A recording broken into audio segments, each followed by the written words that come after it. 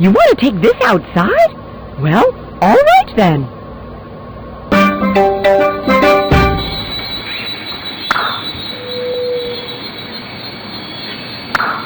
If a tree falls in the rainforest and no one is there to hear it, does it make a sound? Let's find out the whole story behind toppling trees. Iguana on the scene with a special Rainforest news flash. A tree has fallen over, creating a large gap in the forest, as you can see behind me. With me is a frog who lived in the tree. Mr. Frog, can you tell me why the tree fell over? I think it was the plants that lived on the tree branches.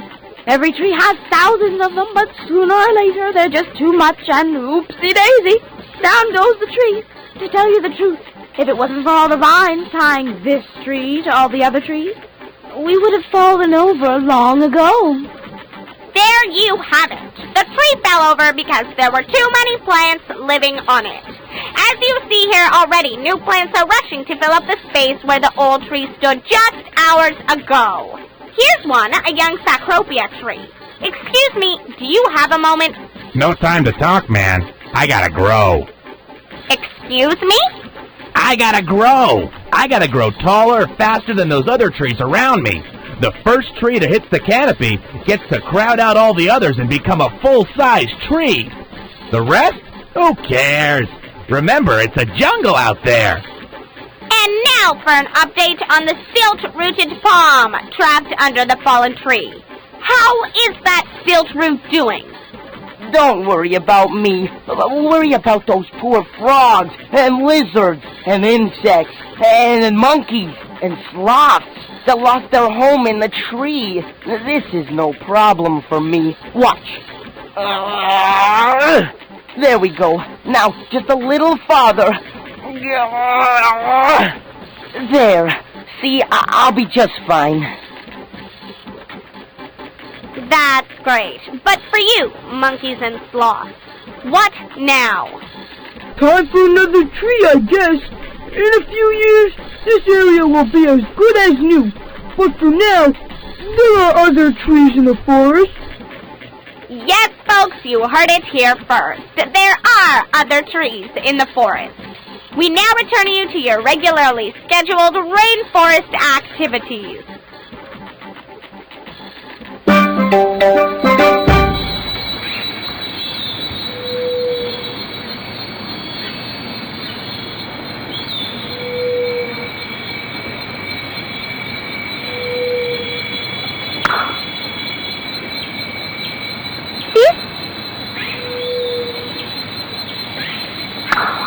If a tree falls in the rainforest and no one is there to hear it, does it make a sound? Let's find out the whole story behind toppling trees.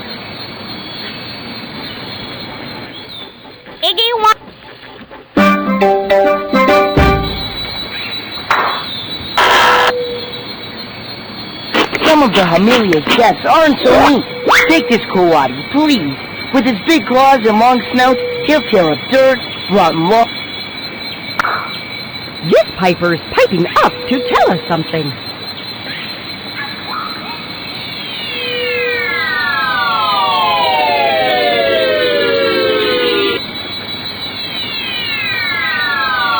Just like we have houses to spend time in, animals have their plants, not to mention other animals. Let's take a look. Urania caterpillars are jumpy. Anything scary, like an ant,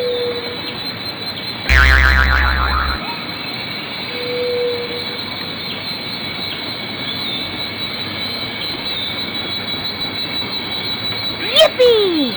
Let's hitch a ride on the Hummingbird Express.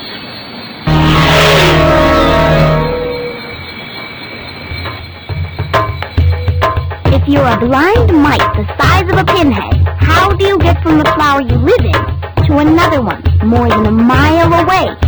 Simple. You hitch a ride on a hummingbird's beak. How do you do that?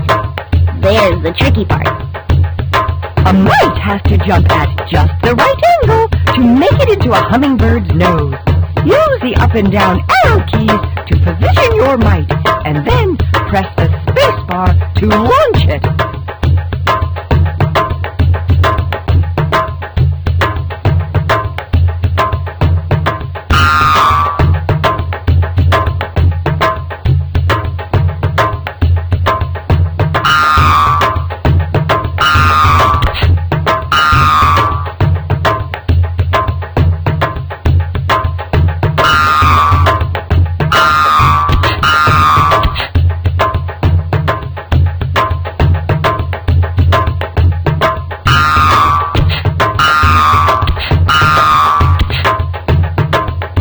All the mites for this round. Let's see how many made it to the next flower.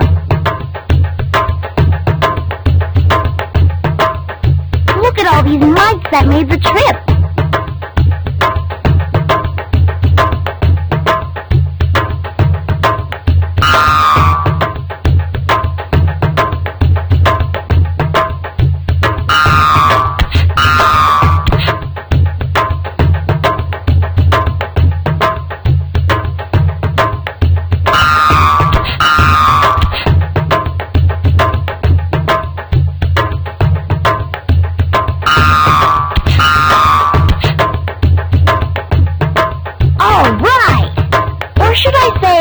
Mite on!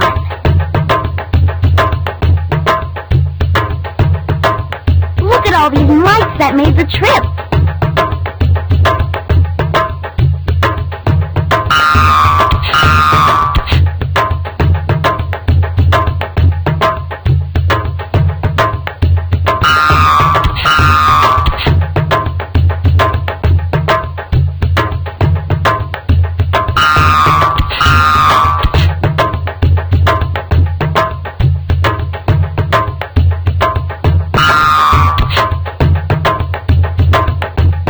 That's all the mites for this round.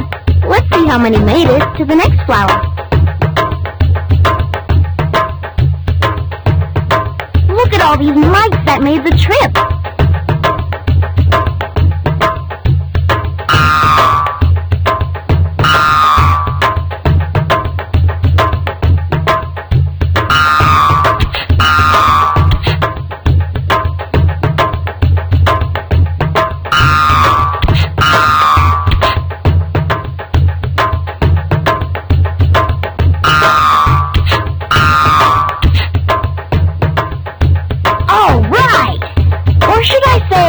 Mite on!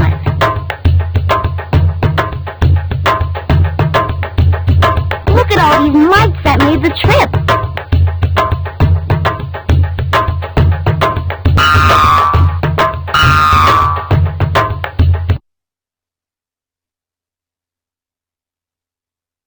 Maybe you should try aiming a little lower.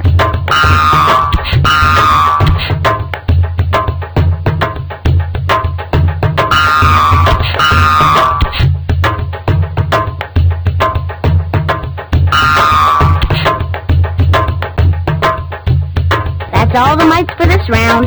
Let's see how many made it to the next flower. Look at all these mites that made the trip.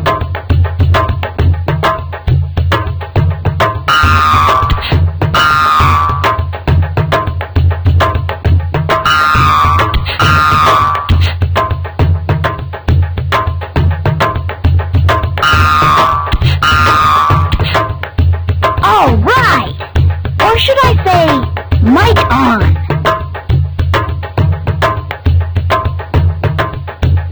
Look at all these mites that made the trip.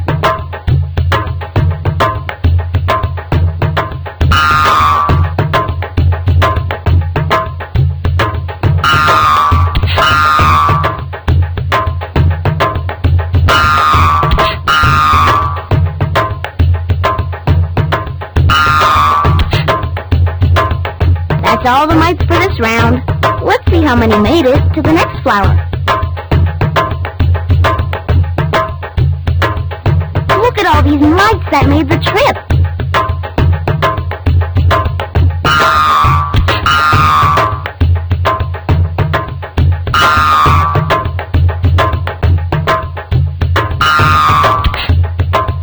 All right! Or should I say, mite on?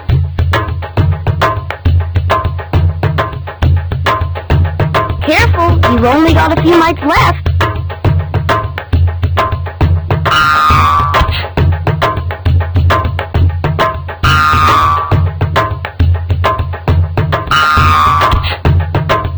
That's all the mites for this round.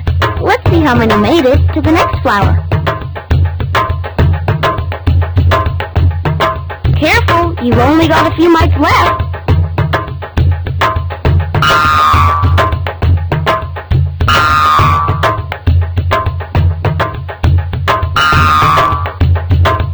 You might just get a high score.